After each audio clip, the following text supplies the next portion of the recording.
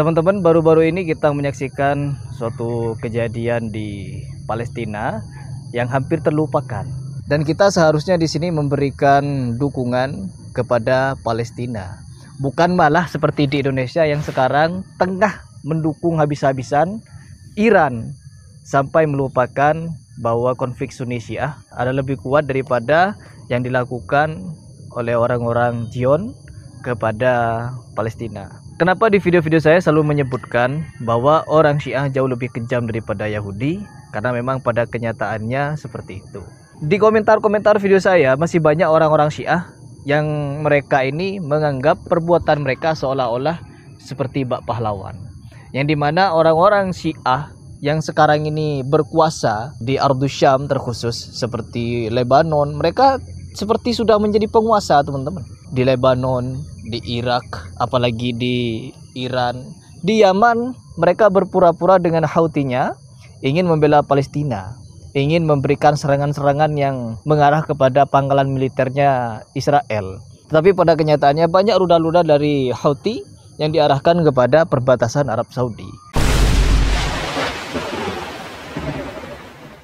Itu jelas mereka ini sebenarnya memang seperti yang ulama-ulama mereka sampaikan, bahwa orang-orang Syiah mereka ingin membantai orang-orang Sunni, apalagi orang yang mereka tuduh-tuduh Wahabi-Wahabi. Karena memang seperti yang selalu saya cantumkan di video-video saya, membunuh berlumuran darah tangan kalian dengan darah orang Wahabi, Nasyibi, orang Sunni, pintu-pintu surga akan terketuk bagi kalian. Ini kan doktrin.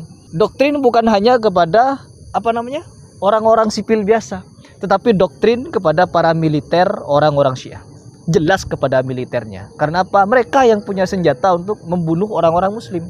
Sekarang di video ini saya ingin menampilkan salah satu cuplikan ungkapan dari hati orang Palestina, yang dimana selama beberapa hari ini, kurang lebih 2 pekanan, perang Iran-Israel membuat orang-orang lupa kepada Palestina, kepada Gaza. Dan dia bercerita bahwa orang-orang Syiah dengan orang Yahudi sejatinya mereka ini hanya berpura-pura perang, yang dimana mengorbankan rakyat sipil agar kepura-puraan konflik mereka ini terkesan sungguhan. Karena sejatinya di balik layar mereka ini rangkul-rangkulan, teman-teman. Di dalam membantai orang-orang Muslim Sunni, mereka ini rangkul-rangkulan. Seperti ini persaksiannya. Entah kamu setuju dengan kata saya atau tidak, tapi ini hanya menurut saya. Dari kemarin saat Iran mulai serang Israel, ya saya senang karena Israel diserang dan Israel dibom. Tapi yang saya tidak senang itu Iran yang buatnya. Kenapa? Kalau misalkan negara lain mungkin ya, tapi karena Iran itu kayak saya kurang percaya dari mereka. Dari mereka mulai serang Israel tidak ada kabar pun tentang Gaza. Semua sosial media hanya berbicara tentang Iran dan tentang Israel. Bagaimana tentang Gaza? Kami setiap hari ada ratusan yang meninggal. Tidak ada yang berbicara. Kami meninggal dengan diam. Semuanya tentang Iran dan Israel. Hari ini Iran membuat bukan kecelakaan. Mereka membuat gencatan senjata selamanya. Iran bersama Israel. Oke, mereka enggak bawa nama kami. Mereka enggak berbicara tentang kami sama sekali. Kami tinggal sendiri. Jadi dari sekarang kami mau mulai meninggal tapi di mata dunia. Kemarin kami meninggal hanya diam. Hari ini insyaAllah kami akan mati dan syahid dengan depan mata dunia. Aku dari lama, dari saat Iran mulai serang Israel, aku nggak upload sama sekali di IG dan di sosial media saya. Kenapa? Karena saya tahu ini tidak ada hubungannya sama Gaza. Mereka kayak setiap orang, bukan setiap orang, tapi khususnya Iran. Kayak mereka hanya fokus tentang diri aja. Mereka nggak peduli sama kami. Padahal ada hubungan. Yang paham kementerian yang warnanya hijau punya kami, pasti mereka tahu apa ada hubungan atau tidak. Jadi kencatan senjata mulai di Iran, tapi di Gaza kami insyaAllah akan meninggal di depan mata kalian. Sekarang bisa kalian dengar kabar-kabar tentang Gaza dengan jelas di sosial media, dan karena yang Iran buatnya kemarin itu menurut saya semuanya representasi aja, semuanya komedi aja. Mereka diatur semuanya mereka ada bersetujuan. Kami mau hancurkan ini, kalian hancurkan ini. Itu menurut saya. Mungkin kalian tidak setuju, tapi menurut saya kayak gini. Gaza saat ini sendirian. Nah, di video itu jelas pemuda Gaza ini memberikan keluhan karena pada sejatinya meskipun mereka berperang seperti menghabiskan, kan menurut berita Israel menghabiskan kepada Iran, kepada ya bolak-balik lah seperti itu. Iran katanya juga ingin menghabiskan rudalnya yang sudah berumur 30 tahun, teman-teman. Ini ya digarisbawahi keanehan perang mereka. Kalau mereka ini memang Iran terkhusus benar-benar membela Palestina, membela Gaza, kenapa mereka ini memiliki rudal yang hebat ditahan selama 30 tahun? Ingin menghabiskan rudalnya yang hebat yang sudah berumur 30 tahun. Orang Palestina di hadapan mereka, kami tidak akan meninggalkan Al-Quds, kami tidak akan membiarkan Al-Quds, kami akan bersama Al-Quds. Kata siapa? Kata Hasan Nasrullah, ya.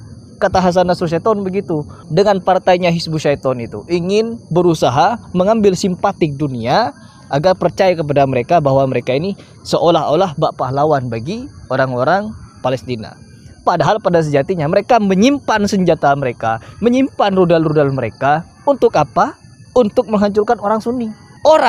Nih, satu lagi kalian perlu tahu bahwa ketika orang-orang Israel berperang dengan Lebanon, berperang dengan Houthi, berperang dengan Hizbus Syaiton, berperang dengan Hama, tidak ada senjata hebat yang mereka sumbangkan kepada Hama. Tidak ada senjata yang kuat yang mereka sumbangkan kepada orang yang dianggap pejuang Palestina. Gak ada sama sekali. Tetapi ketika Iran terkutuk ini menjajah Suriah melalui Bashar Assad, melalui Hizbus Syaiton, melalui Garda Revolusi Iran, ketiga golongan ini, yang dimana ketiga golongan ini direstui oleh Khomeini, dua tokoh Sontoloyo ini, mereka ini memberikan restu kepada tiga golongan, ketiga milisi untuk apa?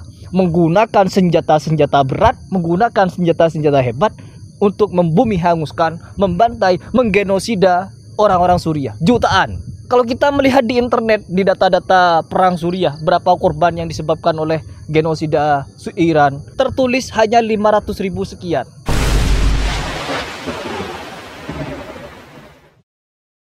Padahal kesaksian yang sejatinya dari orang-orang Suriah bahwa di Suriah sana yang sudah terbantai, dibunuh, dibumi hanguskan oleh orang Iran berjumlah jutaan umat. Apakah kalian masih belum berpikir, masih mau berpura-pura tidak melihat, pura-pura tidak tahu, berpura-pura melotot, melongo ketika menyaksikan pembantaian orang-orang Iran kepada Suriah? Buka mata kalian. Di Lebanon, berapa di Lebanon? Di Irak berapa? 70.000, 35.000. Di mana lagi? Di Yaman, Houthi membantai berapa? 25.000 orang Sunni dibantai oleh Syiah. Dan kalian tidak mau melek dengan hal itu, tidak mau berpikir dengan hal itu. Ketika media-media memberitakan keberpahlawanan, kehebatan, seolah-olah Iran ini membela Palestina, saya Heri Pras tidak akan memberitakan di media dengan cara seperti itu. Karena yang sebenarnya Iran dengan Israel itu bukan berperang untuk membela Palestina seperti yang dikatakan pemuda tadi yang saya cantumkan videonya. Tapi Iran dan Israel berperang hanya karena mereka ini sedang perang saudara. Ada rebutan kekuasaan, ada unjuk gigi. Mereka ini saling unjuk gigi. Oh begini, begitu, begini. Mereka ini tidak berperang demi Palestina. Mereka berperang dengan diri mereka sendiri. Dan perlu kalian ketahui, sampai kapanpun yang namanya Yahudi benar-benar dia musuh Islam. Tetapi Iran, Syiah Rafidah, mereka adalah musuh Islam di dalam selimut. Mereka berkedok Islam, tapi mereka ingin menghancurkan Islam. Apa slogan mereka? Yaitu dengan syahadat yang selalu mereka ucapkan seperti ini. Asyhadu anna Aba Bakrin wa Umar. Asyhadu anna Aba Bakrin wa Umar. Wa Uthman. Wa Uthman. Wa Aisyah wa Hafsah. Wa Aisyah wa Hafsah. Finnar. Finnar. Syahadat yang mereka ucapkan adalah untuk menghancurkan orang-orang Sunni.